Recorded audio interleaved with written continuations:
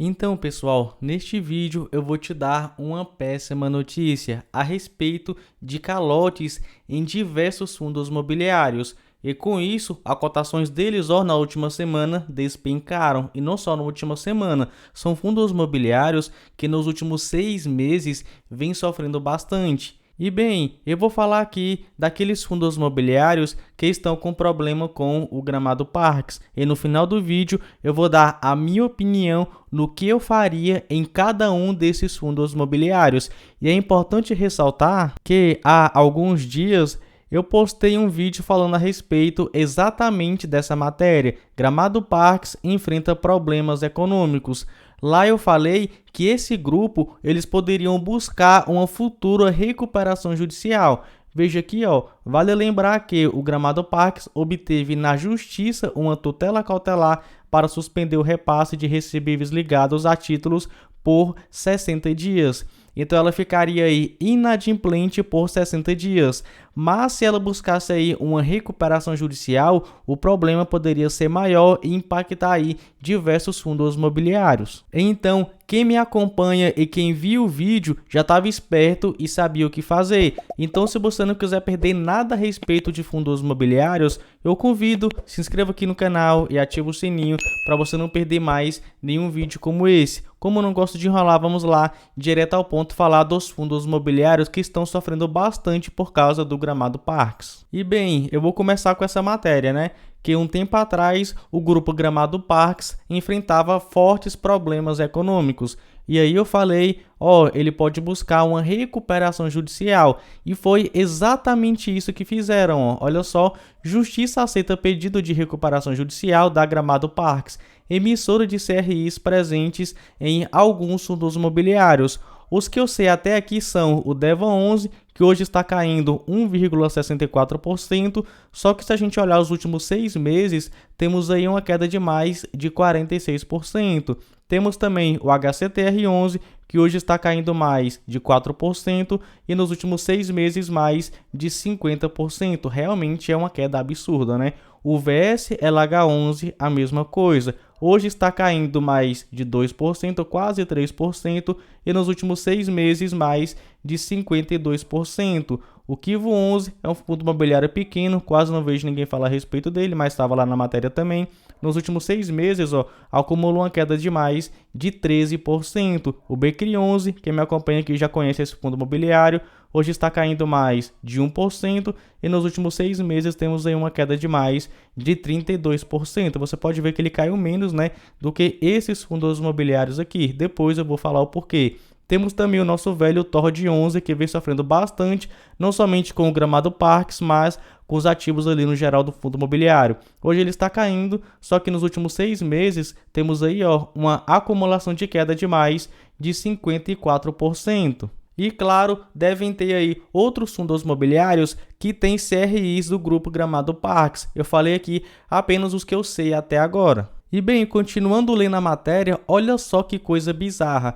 Securitizadora terá que fazer a liberação dos recebíveis à empresa e está proibida, isso mesmo, proibida de fazer a execução das garantias da dívida.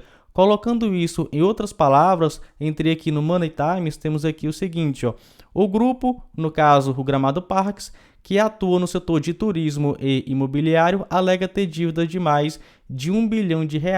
Além disso, a Justiça Gaúcha determinou que a empresa emissora de CRIs, a Fortesec, devolva os recebíveis vindos do empreendimento da GPK, ou seja, da Gramado Parques. E olha que interessante, né? E ela está proibida de fazer a execução das garantias da dívida. Cara, que coisa bizarra, né? Eu não estou aqui para colocar a minha opinião acima da de um juiz, até porque o juiz vai entender mais de lei do que eu. Mas eu fico olhando o seguinte, cadê então a garantia do investidor, né? A garantia daquele investidor que investiu naquele fundo imobiliário esperando algum retorno? Porque eu penso como se fosse o seguinte, digamos que você me emprestou um dinheiro e colocou a sua casa em garantia. Chegou o momento você falou, Matheus, eu não consigo mais te pagar. Aí eu fico proibido de te cobrar e fico proibido também de executar a garantia, ou seja, pegar um imóvel. Cara, na minha opinião, isso é bizarro. Claro que, mais uma vez, não tô querendo colocar aqui a minha vontade acima da de um juiz, até porque ele entende mais da lei do que eu, mas eu vejo isso com maus olhos, né? Porque isso pode abrir brecha para outras empresas fazerem a mesma coisa. Isso vai acabar com o quê? Vai acabar com a proteção, né, do pequeno investidor, de investir ali em fundos imobiliários, porque pensa comigo o seguinte, cara, e se outra empresa decide fazer a mesma coisa?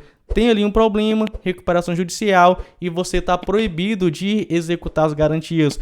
Porque quando eu invisto em um fundo imobiliário, o que eu olho? Quando é um fundo de papel, eu gosto de olhar exatamente as garantias que estão por trás do CRI. Porque se o fundo imobiliário não conseguir pegar ali aquele rendimento, ele vai sim executar a garantia. Mas enfim, aqui é Brasil, então não tenho muito o que falar. É importante ressaltar também que além desses fundos imobiliários, tem outro FII que também está envolvido, o Serra Verde, o nosso SRVD11. E algum desses fundos imobiliários, se eu não me engano, o VSLH11, o HCTR11 também, eles possuem cotas do SRVD11. Então, fica muito atento a esses fundos imobiliários. Mas e bem, depois disso, né, depois que você viu aí que esses fundos imobiliários, vamos dizer assim, entre aspas, pelo menos por enquanto, perderam aí as suas rentabilidades dos CRIs do Gramado Parques, o que fazer com esses fundos imobiliários? É hora de comprar ou é hora de vender? E eu vou passar aqui a respeito de cada um desses fundos imobiliários falando o que eu faria. Lembrando, não é recomendação de investimento, é apenas a minha opinião. Vou começar pelo DEVA11 e também vou falar a respeito do HCTR11 e do VSLH11 juntos.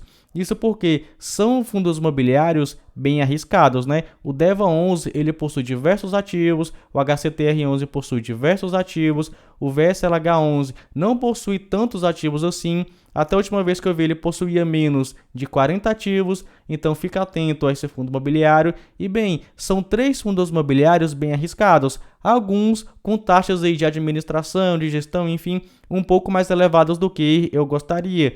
Mas se você investe aí, se você gosta de investir ou quer investir uma parte da sua carteira em fundos imobiliários arriscados, cara, eu acho que a hora é exatamente agora. Isso porque esses 3 aqui, eles são bem arriscados, porque eles buscam entregar uma rentabilidade maior. E é melhor você comprar o quê? O DEVA11, por exemplo, a R$ 90, a R$ 80, ou ele a R$ 48. O HCTR11 é a mesma coisa. É melhor você comprar ele a R$ 100 ou a R$ 48. O VSLH11, é melhor você comprar ele a R$ 9 ou a R$ 4. Então, se você quiser expor a fundos imobiliários arriscados, na minha opinião, a hora é agora. Mas temos um porém. Primeiro, você tem que manter a calma e pensar o seguinte: qual é o percentual que eu quero de risco na minha carteira? Na minha opinião, até 10% é um ótimo número. Depois, você deve pensar o seguinte: beleza, eles estão bem baratos, mas eles podem continuar caindo se outros CRIs fizerem a mesma coisa, né? Ter aí inadimplência, ter calote, enfim, se a inflação continuar subindo, a gente vai ver aí cada vez mais, repito, já falei isso em outros vídeos a respeito de fundos imobiliários, se a inflação continuar subindo, a gente vai ver cada vez mais inadimplência nesses CRIs, e não somente em CRIs e não somente nesses fundos imobiliários aqui, vai ter aí em outros fundos de papel, pode até mesmo ter em outros fundos de tijolo. Aconteceu recentemente, né, com o VILG11, teve ali o problema com a Tokstok, teve aí a questão da Americanas, enfim. Então, isso pode acontecer com qualquer fundo imobiliário. Então, toma muito cuidado ao investir em fundos imobiliários arriscados, porque eles estão baratos, mas eles no futuro podem ficar mais baratos ainda. Para você não se desesperar, coloque apenas um pinguinho aí na sua carteira. Mas vamos continuar do Kivo 11. Não vou entrar muito no mérito, ele não tem nem 2.000 investidores, então, na minha opinião, já não valeria a pena investir nele. Claro, é a minha opinião, não é recomendação de investimento. Temos aqui o Becri 11, na minha opinião, é um bom fundo imobiliário, caiu bastante, né? Um tempo atrás, estava sendo negociado a R$ 104. Hoje está sendo negociado a R$ 69. Na minha opinião, é um bom fundo imobiliário, então valeria a pena ter ele na carteira. ele tem uma rentabilidade um pouco menor do que esses aqui, ó. Não à toa, ele caiu menos, né? 32%, o restante aqui, ó, 50%, 50%, 46%, quase 50%. Então ele caiu menos, por quê? Porque ele possui menos risco do que aqueles fundos imobiliários. E eu gosto disso, né? Não sou muito chegado em fundos arriscados. Então temos aqui o BCRI11, na minha opinião, é um bom fundo imobiliário. Temos aqui o TORD11, ó, caiu 54%, mas veja o seguinte, cara, o TORD11 ele possui poucos ativos, ele está no setor aí complicado, né? No setor aí de resorts. Então, assim, ao meu ver, o risco e o retorno dele já não compensaria. Ele é um fundo imobiliário, na minha opinião, até mais arriscado do que o DEVA11, o HCTR11 e o VSLH11. Pode subir bastante? Pode sim, até porque ó, ele já chegou a ser negociado a R$ 8,00. Mas é um fundo realmente muito arriscado. E bem, nessa semana ainda, eu vou tentar gravar um vídeo para vocês mostrando o real cenário dos fundos imobiliários, porque temos aí, ó, vários fundos imobiliários cancelando seus dividendos por causa de inadimplências e por causa aí de outros problemas. Então, já se inscreva no canal e ative o sininho para você não perder quando eu postar esse vídeo a respeito desses fundos imobiliários e do real cenário que estamos vivendo atualmente, para você aproveitar aí boas oportunidades e não ficar com medo caso você veja alguns fundos imobiliários caindo. E bem, para finalizar esse vídeo, eu gostaria de deixar um conselho para você, um conselho realmente de amigo, porque todo mundo aqui que me acompanha, eu considero e quero realmente que você ganhe, ó, dividendos na Bolsa de Valores. É para isso que eu criei o canal, né? Eu quero ganhar dividendo e quero que você também ganhe dividendos em fundos imobiliários, em ações, investimento no exterior. Quero que você ganhe aí dinheiro na renda fixa. Quero que você ganhe dinheiro e da forma segura para você proteger o seu patrimônio.